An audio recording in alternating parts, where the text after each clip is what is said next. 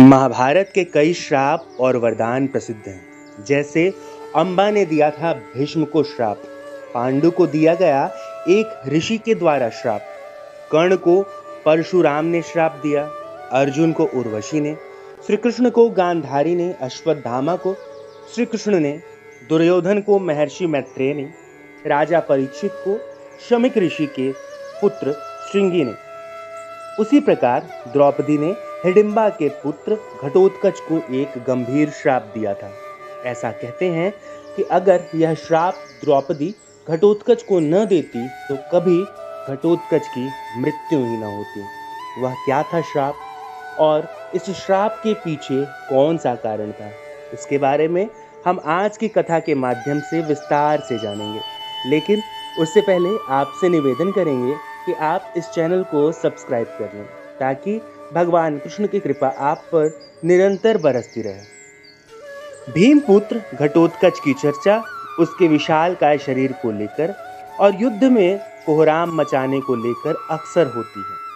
कर्ण ने अपने अमोघास्त्र का प्रयोग दुर्योधन के कहने पर भीमपुत्र घटोत्कच पर किया था, जबकि वह इसका प्रयोग अर्जुन पर करना चाहते थे। वह ऐसा अस्त्र था जिसका वार कभी खाली नहीं जाता था, लेकिन वरदान के अनुसार इसका प्रयोग एक बार ही किया जा सकता था। यदि कर्ण यह कार्य नहीं करता तो युद्ध का परिणाम कुछ और होता। मान्यता के अनुसार जब घटोत्कच पहली बार अपने पिता भीम के राज्य में आया तो अपनी मां की आज्ञा के अनुसार उसने द्रौपदी को कोई सम्मान नहीं दिया। द्रौपदी को अपमान महसूस हुआ और उसे अत्यंत क्रोध आया।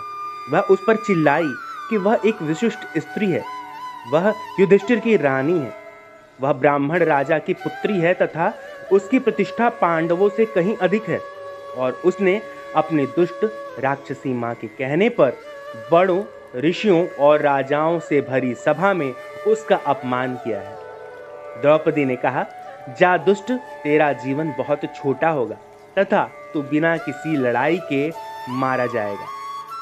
घटोत्कच के एक पुत्र का नाम बर्बरीक और दूसरे का नाम अंजन पर्वा था। भीम के पुत्र घटोत्कच का विवाह दैत्यराज मूरा की बेटी काम्बकंडका से हुआ था। काम्बकंडका को भगवान श्री कृष्ण ने वरदान दिया था कि तेरी कोख में एक महावीर पुत्र जन्म लेगा, जिसको युद्ध में कोई परास्त नहीं कर सकेगा। वो सर्वशक्तिमान होगा। भीमपुत्र घटोत्कच का पुत्र बर्बरीक दानवीर था। बर्बरीक दुनिया के सर्वश्रेष्ठ धनुर्धर भी थे। अर्जुन और कर्ण से भी बड़े धनुर्धर थे। बर्बरीक के लिए 3 बाढ़ ही काफी थे, जिसके बल पर वे कौरवों और पांडवों की पूरी सेना को समाप्त कर सकते थे। यह बात जानकर श्री कृष्ण ने उससे दान में उसका शीश मांग लिया। बाद में श्री कृष्ण ने कहा कि कलयुग में तुम मेरे नाम से पूजे जाओगे। वर्तमान में उन्हें खाटू श्याम कहते हैं। तो दोस्तों, यहाँ समाप्त होती है द्रौपदी के श्राप और खाटू श्याम यानी कि बर्बरीक को मिले वरदान की कथा को लेकर आपके मन में कोई संशय या सवाल हो तो उसके बारे में कमेंट बॉक्स में लिखें। आशा करते हैं यह कथा आपको पसंद आई हो। अगर कथा आपको अच्छी लगी हो तो इसे अपने मित्रों, बंधु बांधवों व परिजनों के साथ साझा करें। जाते जाते इस चैनल को अगर आपने अब तक सब्सक्राइब नहीं किया है तो कर लें, ताकि भगवान श्री कृष्ण की कृपा आप पर निरंतर बरसती रहे। अब अगले वीडियो तक के लिए दीजिए हमारी इजाज़त। हमारे सभी साथियों को हरे कृष्णा।